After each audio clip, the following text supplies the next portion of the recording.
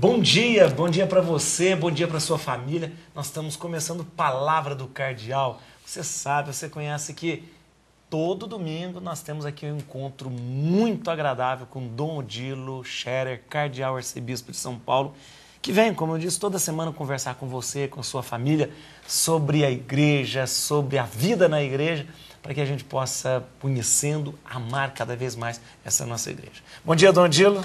Bom dia, Padre Juarez. Bom dia a vocês todos. Um belo domingo. É o último domingo do mês de outubro. Último domingo do mês de outubro, é verdade. Outubro já está indo para o final. Estamos indo para o mês 11. Faltam 2 meses para terminar acabar o ano. Dom Odilo. Daqui a pouco acaba tudo, né? Então, hoje nós estamos de cenário novo aqui. Tá vendo? O pessoal em casa deve estar... E pode falar se gostaram ou não, viu? Pode falar se gostaram ou não. Na mesa aqui tá diferente, isso é verdade. A Rede Vida caprichou. Caprichou, né? Caprichou. Muito bom. Olha, gente, o Dom Odilo, no dia 27 passado, o Papa teve um encontro interreligioso no Espírito de Assis. Nós até comentamos semana passada sobre isso. Mas eu queria que o senhor comentasse, esse é um encontro interreligioso, como é um encontro que concentra, congrega ali várias religiões, várias correntes religiosas, né? Sim, o Papa Bento XVI esteve em Assis no dia 27, em Assisi, na Itália, lembrando que há 25 anos, o Papa João Paulo II fez a mesma coisa. E um encontro com representantes, líderes de religiões, para refletir sobre a questão da paz, sobre a responsabilidade comum também das religiões pela paz. E desta vez, porém, com uma diferença, junto com líderes de religiões, foram convidados também pessoas de ciência, da cultura, da arte e pessoas que não têm religião, mas que claramente se interessaram por participar dessa reflexão para, claro, quem não tem religião, quem eventualmente não crê em Deus, não por isso está dispensado de promover o que é bom, de promover o que é justo, de promover a paz. Portanto, este diálogo pela paz, refletindo sobre a responsabilidade comum pela paz, de quem crê e de quem não crê. Sim. Evidentemente que quem crê tem uma motivação a mais, porque não dá para não ser pela paz e lutar pela paz quando a gente crê em Deus. Então, esse encontro foi de grande significado, houve grande repercussão e as pessoas que se interessam podem pesquisar também na internet, houve muito noticiário sobre esse encontro interreligioso do Papa Bento XVI, no dia 27, em Assis, na terra de São Francisco de Assis. Na terra de São Francisco de Assis. São tão querendo, um dos santos mais queridos, né, de todos nós. É ele que pediu, né, na sua oração tão bonita e conhecida, Senhor, fazei de mim um instrumento da vossa paz. É verdade. Dom Odilo, o senhor lembrou até que a gente está terminando o mês de outubro e iniciando o mês de novembro, nós temos uma data muito, muito bonita, porque nós, na verdade, lembramos esse dia, não dos mortos, mas da ressurreição, né? Lembramos no dia 2 os finados, né? A celebração dos fiéis defuntos, né? Que nós chamamos. E eu queria perguntar para o senhor o seguinte, rezar pelos falecidos, por que nós devemos rezar pelos falecidos? Bem, antes de tudo, nossa ligação com as pessoas falecidas permanece mesmo para além da morte. Nosso afeto, nossa recordação dos falecidos, eles continuam de alguma forma a fazer parte da nossa vida. E nós cristãos cremos na vida eterna, cremos na ressurreição dos mortos. Cremos que, como diz a Sagrada Escritura, no livro da Sabedoria, os justos estão na mão de Deus. Mesmo se a morte os atinge nesta vida, eles não têm nenhum mal a temer, eles estão na mão de Deus. Em outro lugar, a Bíblia ainda diz, para Deus todos vivem. O próprio Jesus que também diz, quem crê em mim, vive por mim. Portanto, nós cremos que também os falecidos vivem em Deus e, desta forma, nós continuamos a ter com eles, de alguma forma, uma ligação.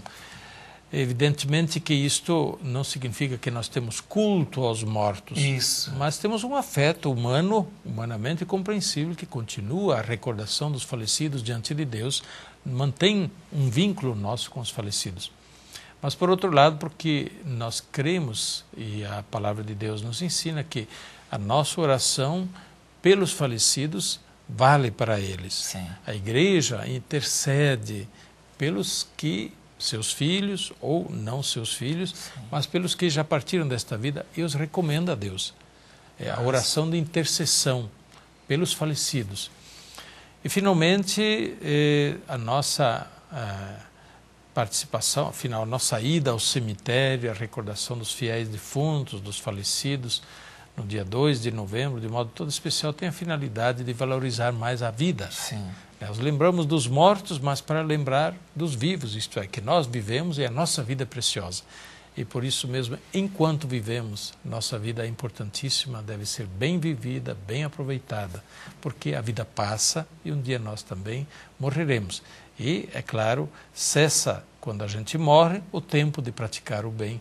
O tempo de praticar o bem é agora. É agora, né? É não agora. Dá para deixar... Não deixar para depois. Depois não terá mais tempo de praticar o bem. Ô, Dom Odilo, rezar pelos mortos e fazer um dia de finados é mostrar que nós acreditamos na ressurreição, né? Porque senão nós não teríamos nem essa celebração.